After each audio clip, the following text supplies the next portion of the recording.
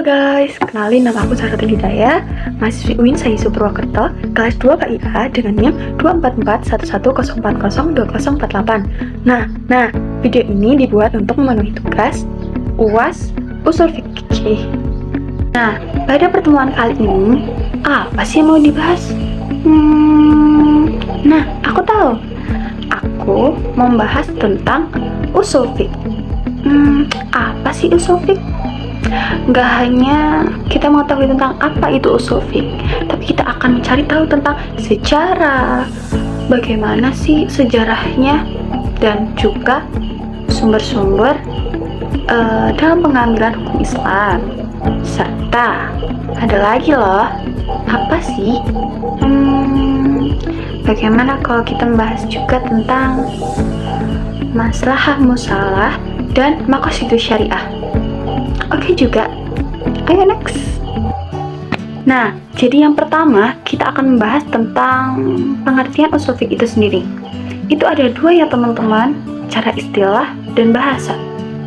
Jadi, secara istilah itu, usul fikih itu ada dari dua kata, yaitu usul dan fiqh.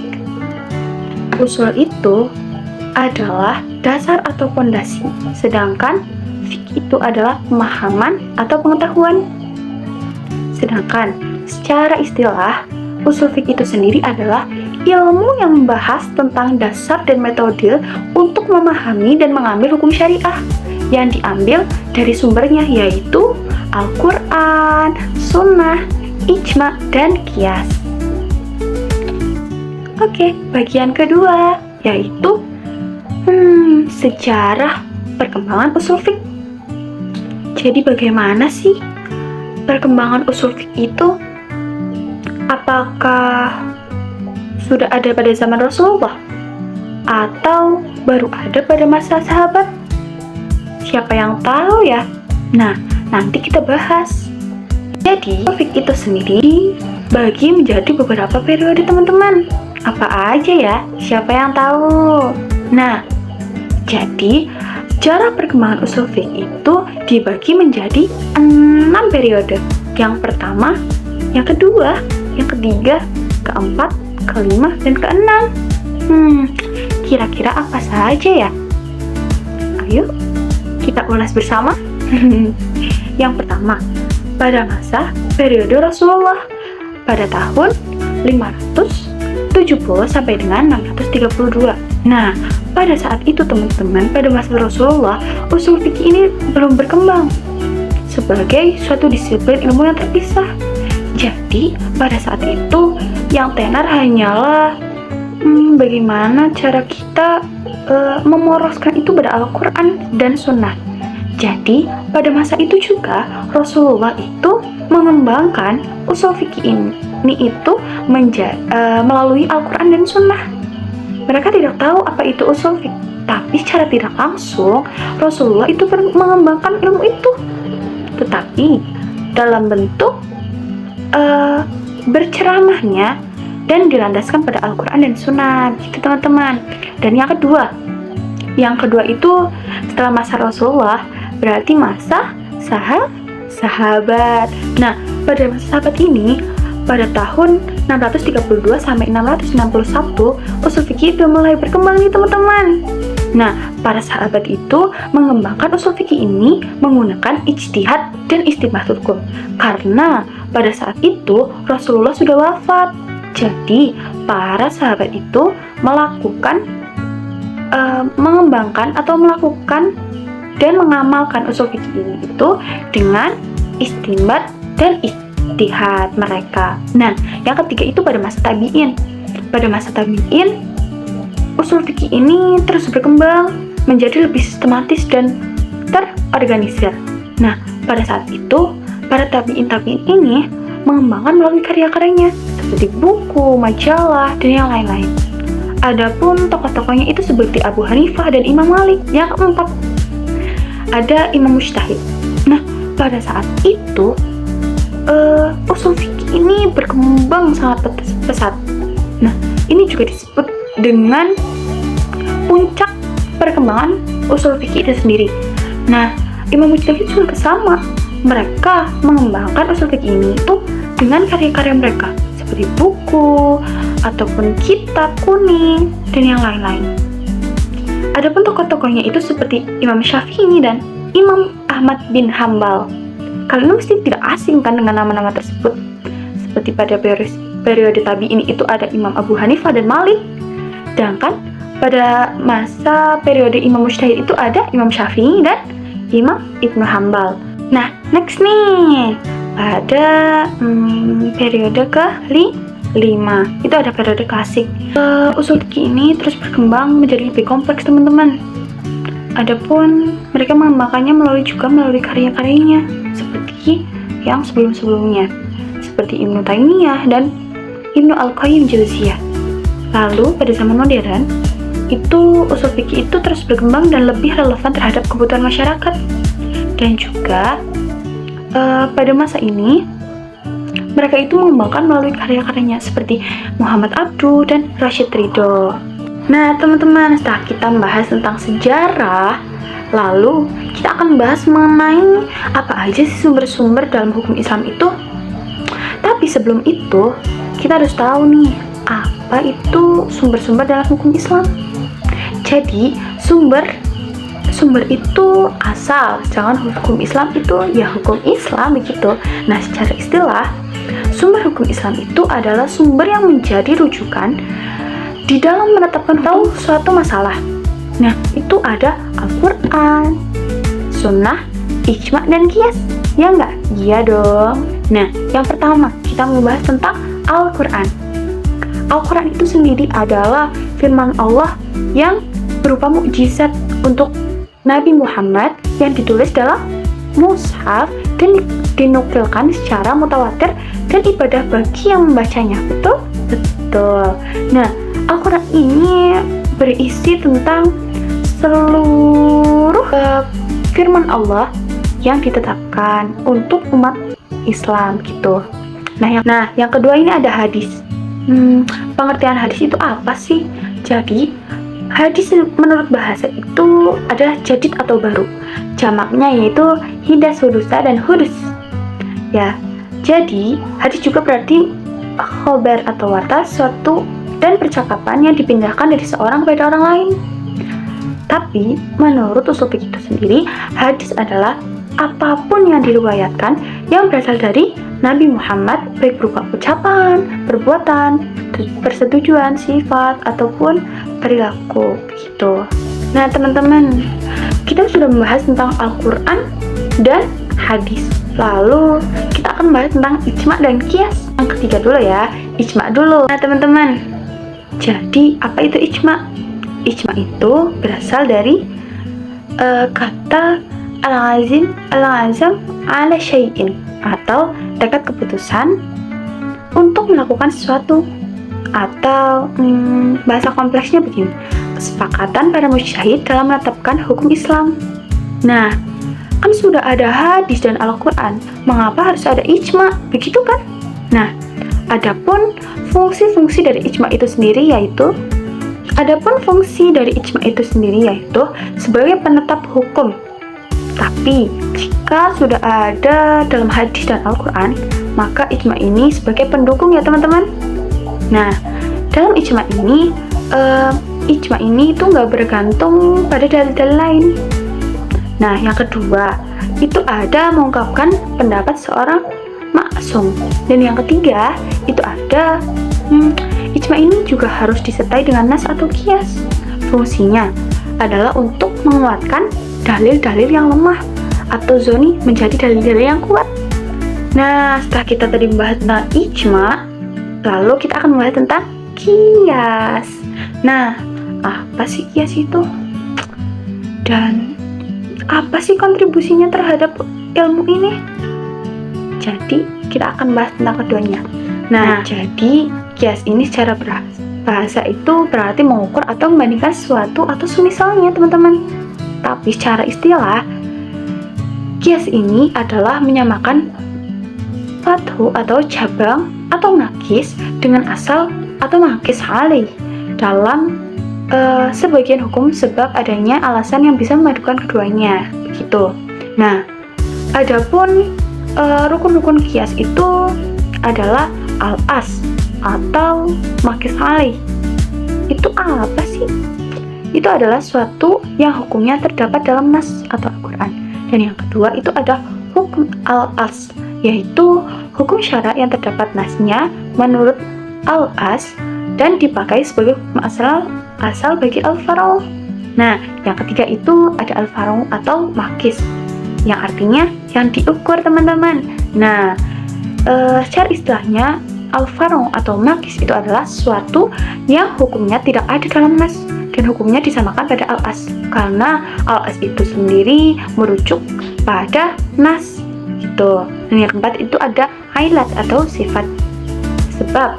Nah, itu apa sih ilat? Bukan ilat ya teman-teman, tapi ilat. Nah, ilat itu adalah keadaan tertentu yang dipakai dasar bagi hukum al-as. Kemudian al-faro' itu sendiri disamakan pada al-as dalam hal hukumnya.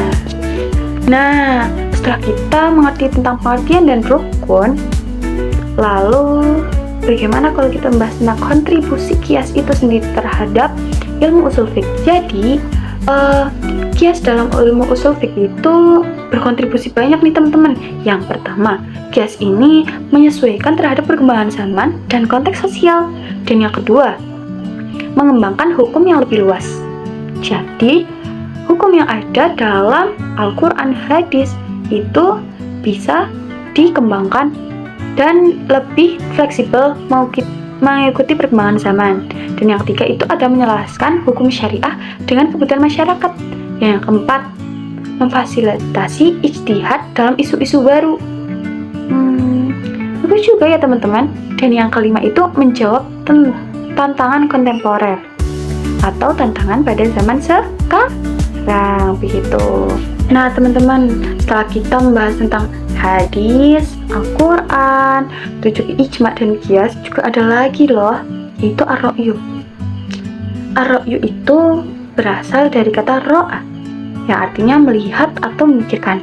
Nah, secara istilah, ar-ra'yu ini adalah hasil pemikiran manusia teman-teman, yang digunakan untuk menetapkan hukum Islam itu sendiri.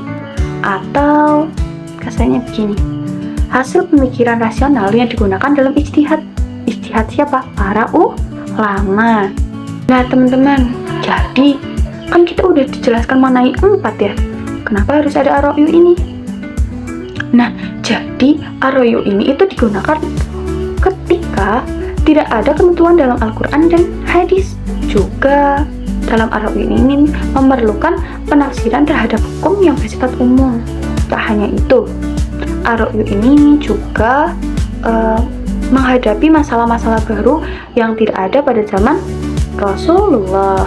Nah, juga ada pengaruh nih teman-teman dari ar-ra'yu itu sendiri terhadap ilmu fikih. Yang pertama, ar-ra'yu ini itu membentuk mazhab yang rasionalis seperti mazhab Hanafi yang banyak menggunakan ar-ra'yu. Dan yang kedua, menjawab masalah modern seperti hukum transaksi dan keuangan dalam bank, syariah atau asuransi.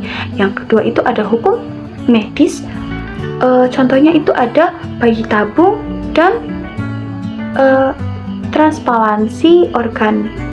Jadi setelah keduanya itu kita dapat menyimpulkan bahwa ar-ra'yu ini sangat penting ya teman-teman bagi kehidupan kita sehari-hari, karena ar-ra'yu ini juga digunakan untuk menjawab masalah-masalah yang baru yang tidak ada pada zaman Rasulullah gitu. Nah teman-teman, salah satu metode dari ar-ra'yu ini itu sendiri adalah maslahah mursalah. Jadi maslahah mursalah itu apa? Jadi maslahah mursalah itu adalah salah satu metode pengambilan hukum yang digunakan ketika tidak ada dalil khusus dalam Al-Quran dan hadis mengenai suatu permasalahan. Namun hal itu membawa manfaat besar dan tidak bertentangan dengan syariah teman-teman.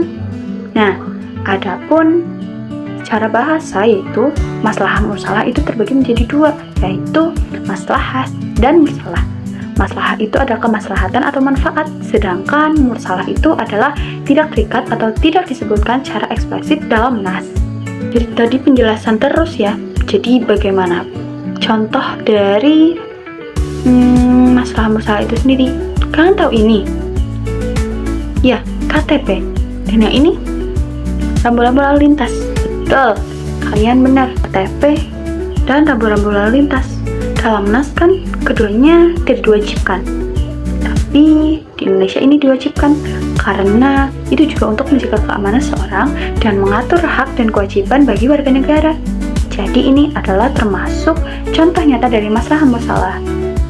Nah, kedua itu ada maqasidus syariah. Jika masalah musalah itu lebih kepada prosesnya, sedangkan tujuan dari masalah musalah itu adalah maqasidus syariah, atau yang dapat didefinisikan sebagai tujuan pokok yang ingin dicapai oleh syariat Islam. Yaitu ada apa aja sih? Itu ada 5 tujuan utama yang disebutkan, yaitu yang pertama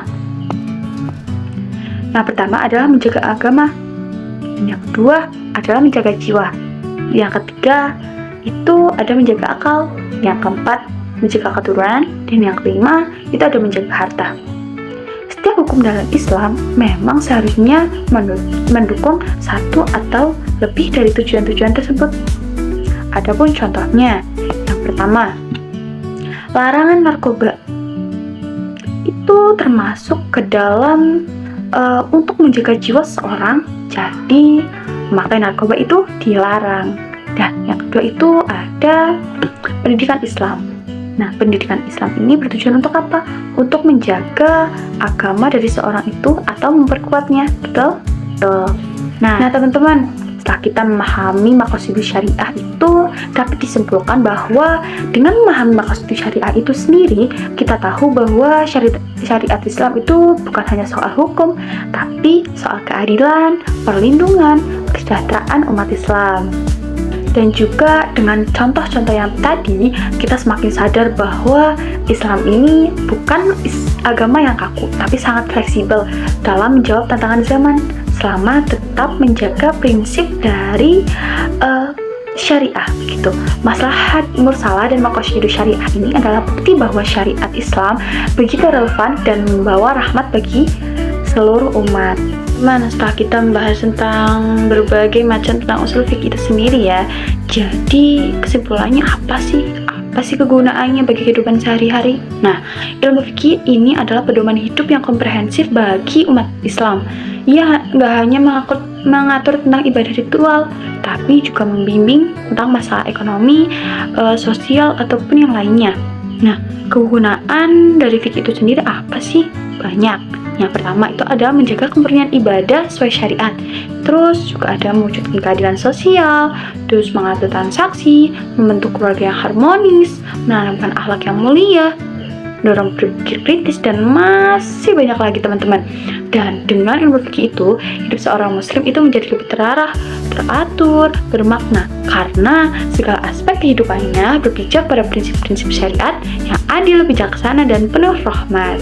Jadi semua yang udah kita bahas tadi, kita bisa tarik satu hal penting, yaitu usul fikih itu nggak hanya teori barat yang cuma dipelajari oleh ustadz ataupun santri, tapi ilmu ini juga relevan loh bagi kita Gen Z, karena kita juga bisa ngerti kenapa sih kita harus melakukan ini, kenapa sih kita harus melakukan itu, dan gimana cara kita bisa jadi muslim yang taat tapi juga relevan dengan zaman. Di tengah dunia yang makin ribet dan serba cepat, usul fikih itu ngajarin kita buat tetap berpikir kritis, tapi tetap menjaga nilai-nilai syariat. So, yuk jadi generasi yang gak cuma ikut-ikutan, tapi ngerti dasar hukumnya dan ngerti tujuannya. Gak hanya itu, kita juga ngerti cara menerapkannya dengan bijak dan penuh tanggung jawab.